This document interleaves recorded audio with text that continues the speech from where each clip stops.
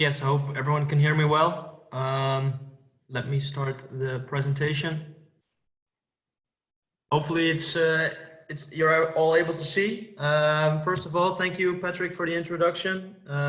First and foremost, we also would like to say, hopefully everyone is safe and healthy within your family and direct environment.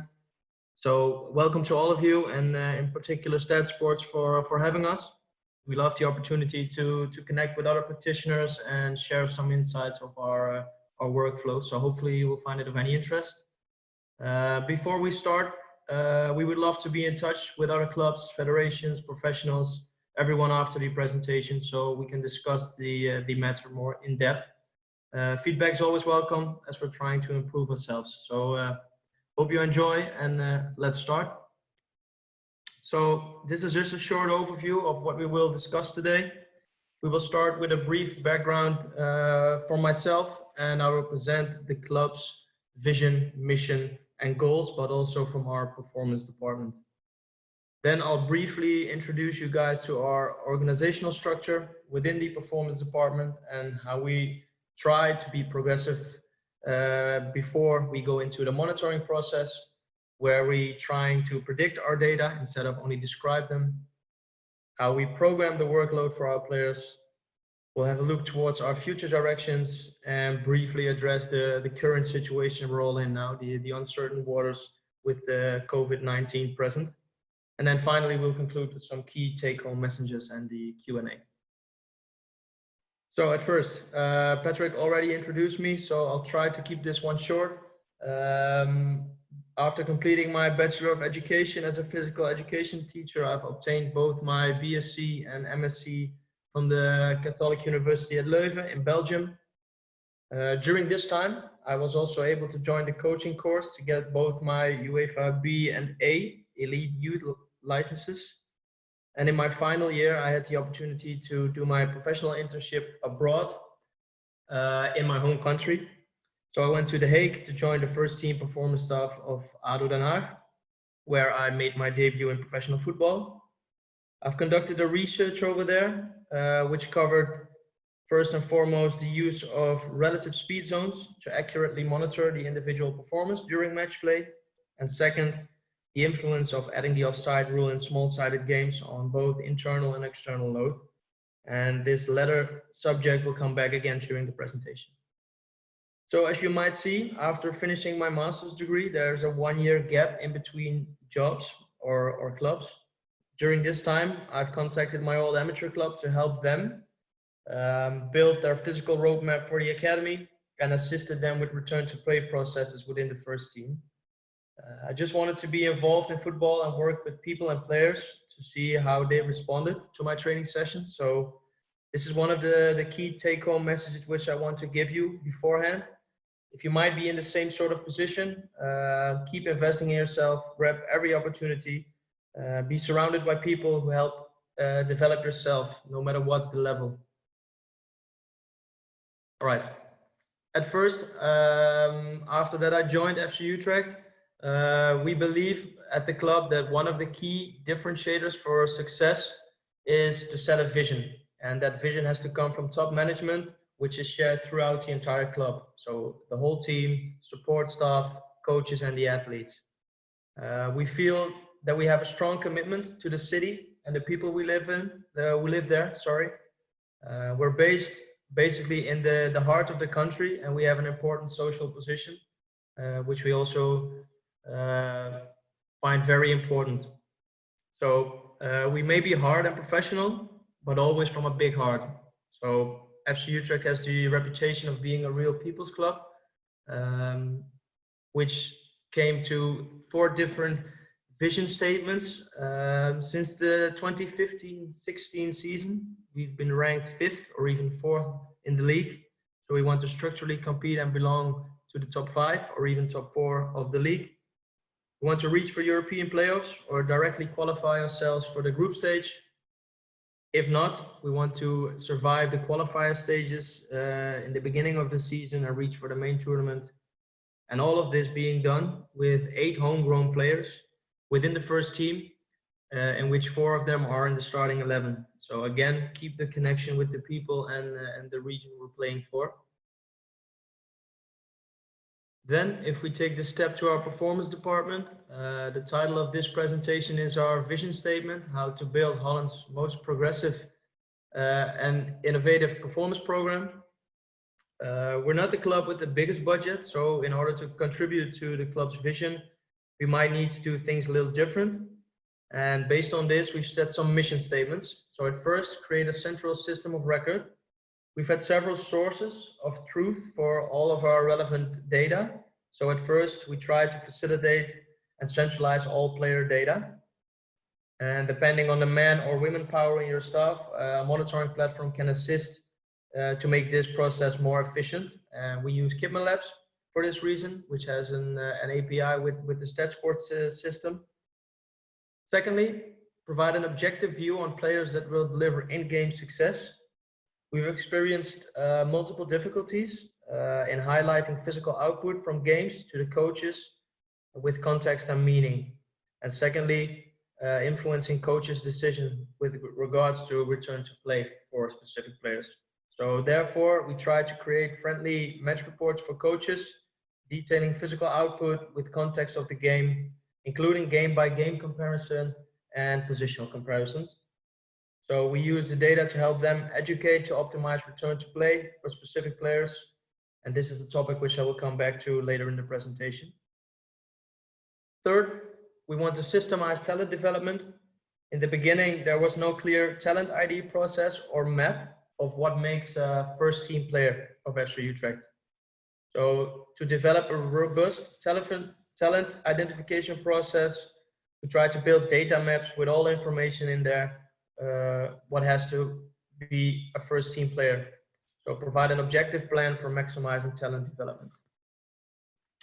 And then last, finally, a data strategy. We had no ability to include all relevant data, or how we call it, the player DNA. So we're busy with a continuous development of building a club-wide data policy. All of this ultimately comes together into our goals, and we've tried to keep this one really simple so it's understandable for everyone within the organization.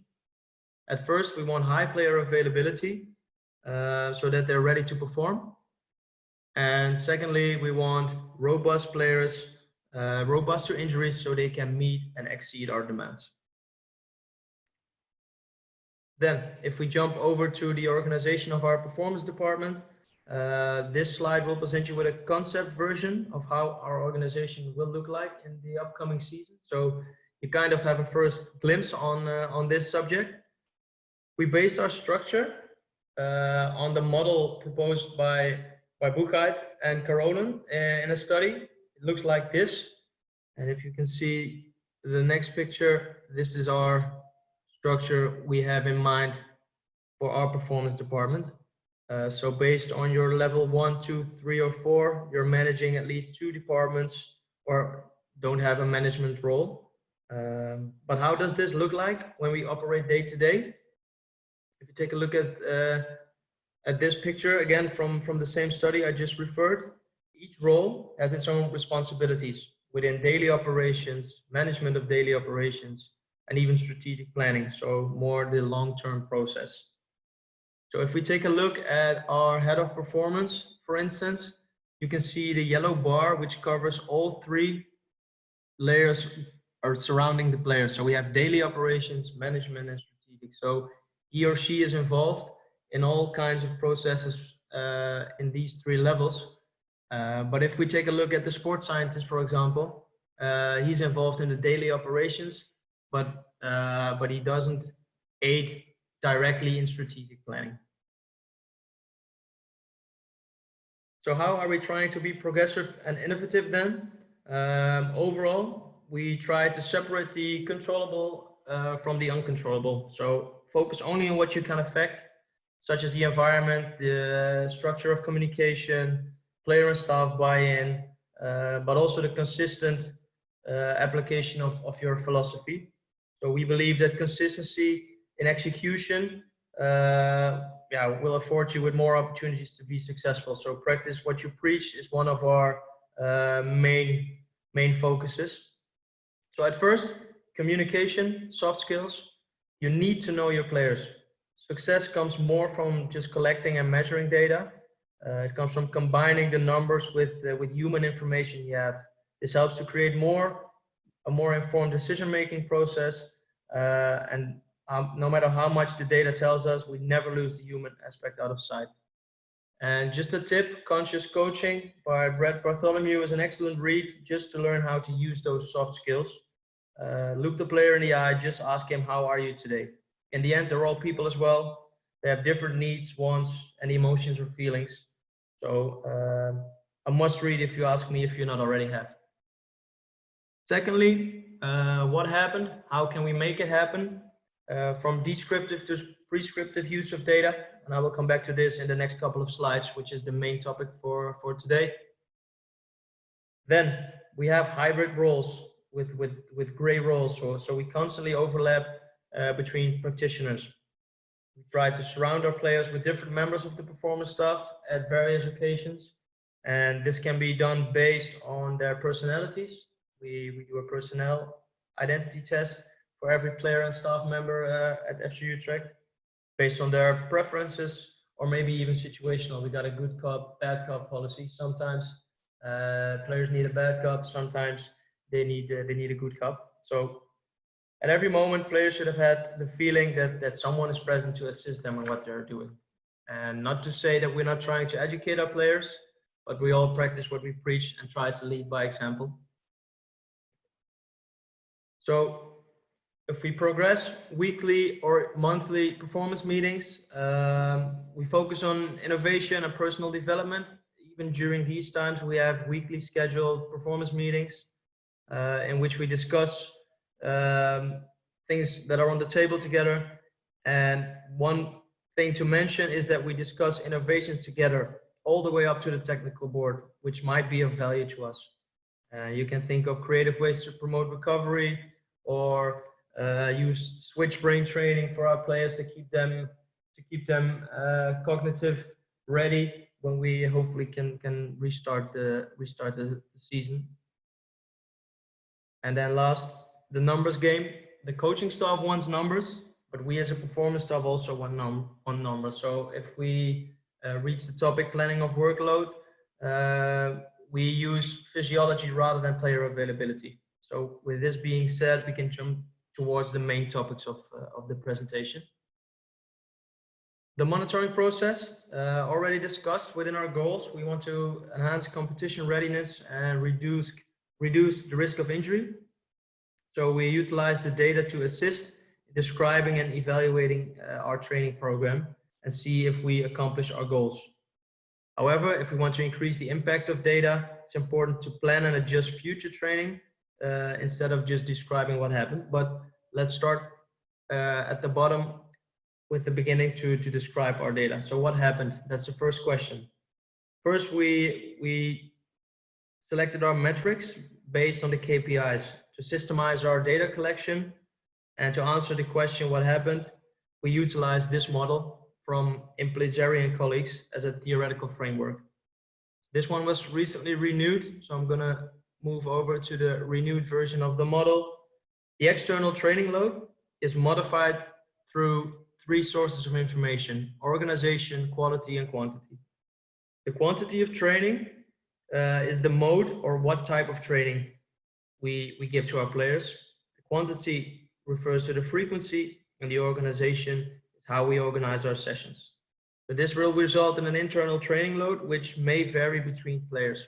This can be because of the individual training status, their age, their posture, or even environmental factors such as the weather, the surface, or the opponent. So therefore, the load capacity for every individual is very different. The external load must always be analyzed in relation to the individual player's internal load, which can be measured via heart rate or RPE sessions scores. Again, this tells us you need to know your players if you're programming load and if you're exposing them to high speed. So use your soft skills and expertise within your team to handle these different problems. So now that we know what happened, we can ask ourselves two questions. First, was training implemented as planned? And second, how did our player or players respond? So finally, this internal load determines the training outcome that needs to be evaluated in relation to the goals we had. Examples of training outcome indicators we use are sub-maximal running tests like the yo-yo, jump tests, counter movement, non-counter movement, well-being questionnaires, and then we keep track of our injuries, of course. Then some practical examples of how we analyze external load in relation to an internal load. This first slide shows you a report from the Sunra system, as some of you might already know. With just a few clicks at the button after downloading the session, this is available directly after training. So this information then is analyzed in comparison to what is normal for the player and coupled with his subjective feeling, his RPE score. So together with the human aspect of observation, we could alter or not the afternoon training program or present the player with some additional recovery or preventive strategies. On the right, you see the option for players available to set the reminders. Based on our last conversation with Kidman Labs, we're the club with the highest score on wellness data. So players know we find it of extreme importance that they complete the questionnaires on a daily basis. And again, the good cop, bad cop will come into place to gather all this type of data. And finally, team level overview to see whether the team responds the way we want them to. And this week came after a congested period of matches, so we tried to taper our players a little and give them some time to rest towards the next fixture. So that's why our RPEs and workloads are a little lower than you might expect. Then if we progress within our roadmap and we ask ourselves the question, why did it happen? We take a look at two different relationships. First, the external load and internal load, and then the load performance. So by just describing and only looking to what happened, the impact of your monitoring may be rather low. So obviously higher external loads will elicit higher internal loads, but the magnitude of this relationship depends on specific metrics we're looking at. A research done by Jaspers and colleagues found that various external indicators contributed differently, such as high intensity exhales and repeated high intensity efforts. Therefore, it is advised to adopt a multivariate approach when prescribing and evaluating the overall training load instead of just relying on one outcome. Then second, the load performance relationship. We know that a player's internal load to a certain external load may vary over time, which is the training effect we're looking for. This one can be either positive, improved performance, neutral, maintenance, or negative, a decline.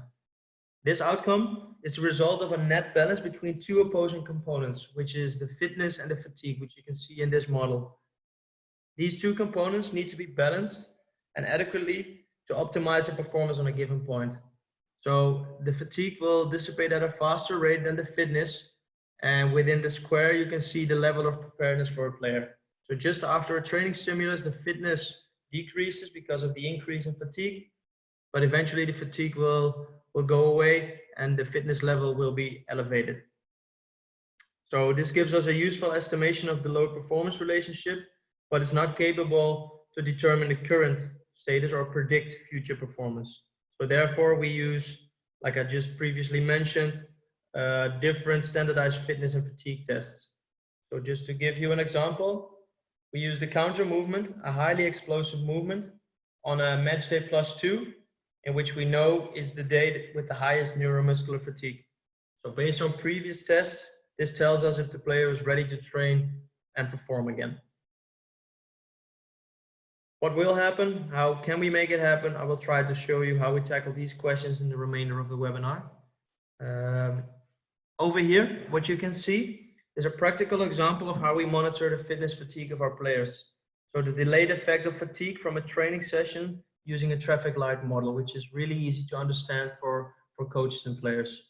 So based on the EWMA ratio, we give a color coding towards each cell for each individual player.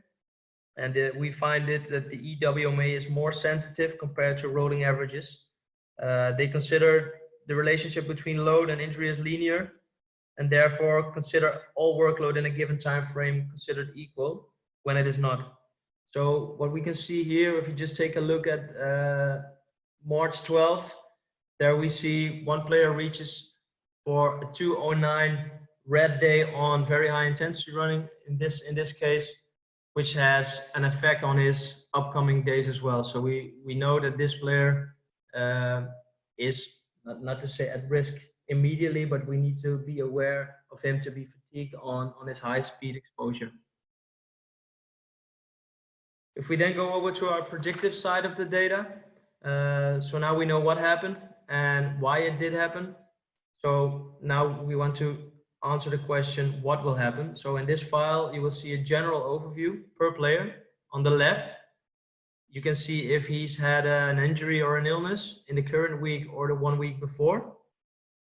And further on, we calculate individual predictions based on a database we have for every player. So these ratios can be adjusted to make an individual prediction of training load per day and week. And with this information, we can inform the coaching staff objectively on player readiness. So just to show you an example, the player right here is already in the red zone for the day. You can also see this on the right is the prediction of the week ratio. You can see this based on his lower absolute values for 1.5 week. This player is in the middle of a return to play process, so we should take care of him compared to what the group will be doing. And we use these kind of visualization and information to inform the coaching staff. So as stated previously, when we were discussing our missions, we want to provide the coaching staff with an objective view on players that will deliver in-game success. We want to educate them on the return to play process. Using this file, we know what a player on average must deliver per minute of match play. And in the two yellow cells in the top section of the screen, we can filter to alter minimum and maximum amount of minutes of match play. So with this information, the medical and physical staff can bring a player on track after suffering from an injury, and we know their maximum values during match play, their worst case scenario. So on the left, we can see, oh sorry, I have to go on. On the left section in this picture, we can see in the red square or in the figure, we can see what the player has been able to do in his pre-injury week or just a normal week.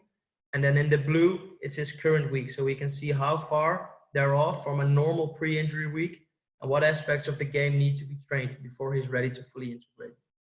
And on the right, we see their maximum load reached in match play. So this again is a worst case scenario where we have to prepare them for. Now let's say our coaching staff is aware and still wants to know if a player can get some game time. We use this prediction model, and when we are able to show coaches the effect of an X amount of playing time. So again, if we take a look at two different players, I just assumed that one player will play 90 minutes and one player will play 30 minutes. What we can see is that the player with 30 minutes will have a red day on his very high intensity running, but also on his week. So again, we were in a congested period of match play in which this player came back from an injury in the middle of his return to play process. So with this, we try to objectively inform the coaching staff the effect of giving a player an X amount of time in games and what effect that will have on the remainder of the week. Then, if we proceed to our programming of workload, what will happen? We're programming in 3 or 4 week blocks, in which every external load indicator gets an overload week more than before, a maintenance week the same as before, and a deload week less than before. So just to get a quick overview, what you see in week 1, we overload our large-sided games, which focus on high-intensity running and sprints. Week 2, we go to medium, and in week 3, we go to small-sided. So let's say in week 1, we have an overload on high-intensity running. In week 2, we have a maintenance. In week 3, we have a deload. In which in week 4, we have a complete deload week on the pitch, but you see strength and velocity, strength and speed are going up. So we will never overload multiple physical parameters in 1 week. And based on the principle that we give our players a training stimulus, give them time to adapt and recover so we can hit them harder the next time. So over time, the goal is to increase the player's capacity for load. Then just some principles we have. We have a decrease in volume from week 1 to 3, but an increase in intensity. You can see that through progressively more small-sided game volume. In week 4, we increase our strength and our velocity, but we train small-sided games every week. Why do we do that? It's training on match intensity above 85% heart rate max, and we do some running exercises to focus on targeting speed zones. Then within the microcycle, variations in training load are much more frequent. So we can structure planning and taper towards the games. The numbers game. I just referred this within the section of the performance department. Like I told you, the coaching staff want numbers, but we, the performance staff, also want numbers. So planning workload based on philosophy, never on player availability. So we have different types of game formats: the large-sided games, the medium-sized games, and small-sided games. To cover these distances, we use the effective playing area. So we know the length and the width of a pitch, but we know that the game is played on a relatively short amount of area. So we use 30 to 50% of the total pitch to cover our games. So to be able to get this done and hold to our training principles, we make use of that relative pitch area. And below, you can find some alterations if you might be interested of adding the offside rule. In my time at The Hague, we looked at the effect of adding the rule to the physical output, and we came to the conclusion that it would increase the percentage of very high intensity running. There were more spaces for players to cover behind defending lines, but a slight decrease in intensity on internal load. And probably this occurred because they choose a more tactical playing style and didn't try to put pressure on the opponents for the entire length of the game. Then the last question, how can we make it happen? What you see here is just a screenshot of our drill database, which contains the most recurring drills for our coaching staff. So as an example, you see all different game formats we train, from match play on the left to V2 plus goalies all the way up to 11v11 tactical. So let's say it's our first week from our mesocycle, and we want to get game volume on high speed running and very high intensity running, which is the yellow bar. So based on the historical data we have, we would then inform the coaching staff to choose one of the two game formats on the right, in which they structure the build-up play into boxes. It's a tactical drill we do quite a lot. And what you can see is these two drills, they tend to have more or less the same high-speed running volume than official match play. So with this being said, we focus on the external load. And besides this, in the drill level database, we also try to predict the internal load for our players. And we use this quadrant. So you can see a typical match day -1 training session. And on the x-axis, you see the RPE, or the heart rate exertion we also use. And the y-axis contain all the external indicators. All of the percentage scores you see are plotted against the maximum achieved by a player in that training session. And we've chosen to do this to exclude any outliers of absolute load. So this player scored relatively low in RPE with respect to the amount of physical work he's been doing. This is exactly what we want on the day before a match. And although his sprint distance might seem high on match day -1, if you look at the absolute level, it's rather low. Future directions then. So this all being said so far is what we do at the moment. What we try to do is to individualize metrics per player, per profile or position. Example is the explosive distance metric within the software. We see our defensive midfielders, they tend to cover less high-speed running, but more and more explosive distance, just to show their physical output from a game. We want to give them the opportunity to show their output in different metrics. Then we try to add custom build metrics using the scientific calculator function. Some examples are distance above individual mass, the time spent above that mass threshold, the relative intensity of a drill or a training session, and their max speed exposure as an injury prevention perspective. Third, a variable time span for our ratios. Right now we use a 7/28 ratio, but based on literature and practice, our periodization model, we try to vary this a little and see the effect what this will be doing.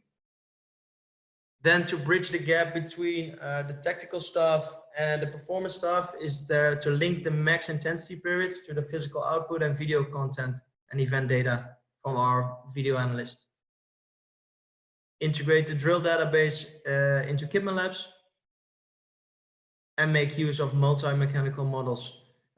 What this will be doing is a volume and an intensity score for our key metrics compared to our match database per team, position, and player. And what this will look like, a study conducted by Owen and colleagues, you just choose your metrics you're interested in, and you can get a volume and an intensity score for this. So the intensity score you'll get just by dividing it to the amounts of minutes you play.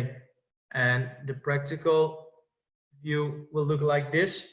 So you can check your week if you have a good conditioning session during the week, but a good tapering strategy all the way leading up to the match day. And again, also if you look at the bottom, you can even look more in detail and check your individual metrics for this. Then, navigating the uncertain waters. We're all in a strange position right now in which we have to be in contact with our players from distances. So how do we keep engagement and buy-in from our players? First and foremost, the most important thing, we as staff act as facilitators. So every member of the performance and the coaching staff is assigned to a small group of players which are under his or her supervision. We do regular phone calls, messages, keep them aligned to give them the feeling they're not alone, especially for our foreign players. Second, rhythm. Rhythm is everything. Ultimately, the goal is to maintain cardiovascular fitness. Therefore, we provided our players with a program with general stimuli for cardiovascular and strength training. Not all players have the same facilities to their disposal, so we try to keep it safe and risk-free. So we don't want our players to catch an injury during these times.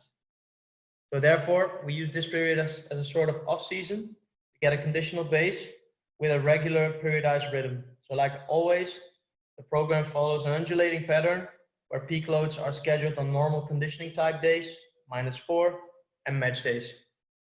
Finally, players must report for training at 10 a.m., spin bike sessions or workout of the day, and complete their wellness monitoring to keep a normal sleep and wake rhythm. A performance care package, we provided everyone with a spinning bike, which is low impact, high intensity cardio burn, GPS device from STATSports, heart rate monitors, supplements, rubber bands, etc. So we tried to bring all the stuff they needed to complete their individual training programs. 3 times a week, players receive a workout of the day around 10 a.m. from a member for the performance staff. And this one they need to complete within 2 hours. So again, they need to keep rhythm. They're out of bed. They have to do their workout. And what we try to do with this is to get some competitiveness in by creating a leaderboard. So over time, we will get a winner on this, which has quite a good effect so far. Then the online training sessions, 2 times a week, led by one of the members of the performance or the coaching staff. We use Zoom for this. We try to replicate locker room feeling, and within 1 minute, this feeling came back with jokes and complaining about the physical work they have to do. But the goal was to maintain team spirit. And last but not least, when we mentioned the cooking class to the players, they immediately referred to the chef's famous risotto. So normally we cover most of the meals the player consumes daily, but during these times they need to look after themselves. We try to help them as much as possible by showing what is proper food, together with some meals they know from the club. Then to conclude, some take-home messages. Person first, athlete second. Objective measurements, like I already said, combined with subjective answers gives you more information. Speak from human to human, ask for their opinion, give players a say within the process, and make training enjoyable. Secondly, consistency is key. Details matter. Further on, an individual approach within a team setting or sport. Building healthy and robust athletes requires an individual approach. So we try to show you some examples of how we objectively want to quantify each an individual's needs and wants within the training context. And then finally, past, present, and future.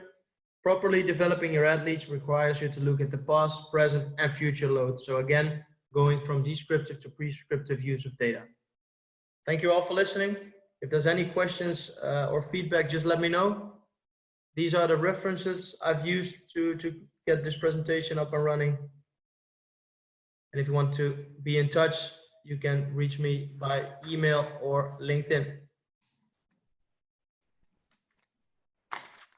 Okay, great. Thanks for that. Thanks for that, Reiner. It's a really, really good insight into your approach. And like you said, the mission of the club and the performance department. Like obviously, we've got on this webinar today, we have attendees from performance departments all over the world. So it's good that you know that you can share that and that they can, I suppose, compare and contrast to what they're doing and what their missions are. You know, like no two performance departments are the same, obviously.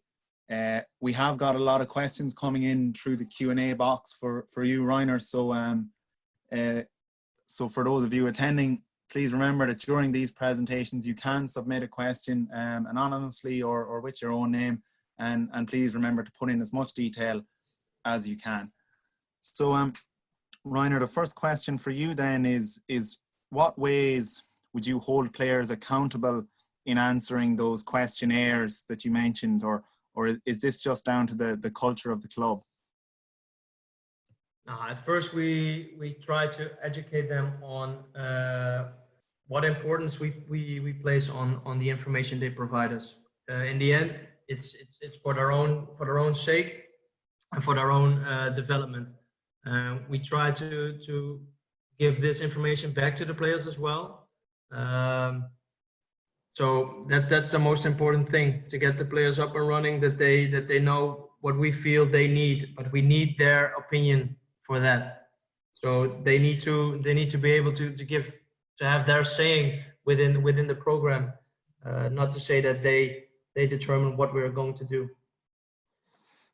Okay, and the second question here is just based on the counter movement jumps, is that if a player had a low counter movement jump on match day +2, would you go about like pulling the training, pulling the player from the training, or adapting their session, or how could you give us some examples of how you might adapt that player's session?